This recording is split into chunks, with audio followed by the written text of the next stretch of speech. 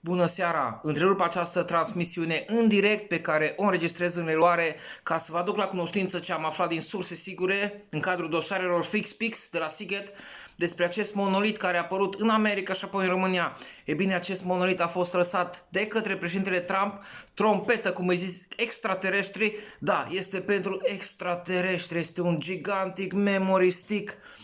Și bine a fost ridicat de către nava extraterestră, iar pe drum către casă extraterestru s-a oprit într-o zonă pustie ca să-și facă și el nevoile, l-aștepta, nu, o cale lungă. Atunci s-a coborât din navă, s-a dus și a făcut o labă de urs la proțap după ce l-a împușcat cu pistolul cu coarci. Pe când s-a întors, nu a mai găsit monolitul.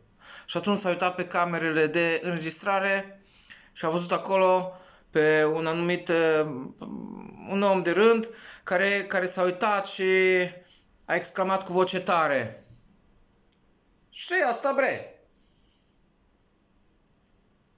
Hăi, bun la gard!"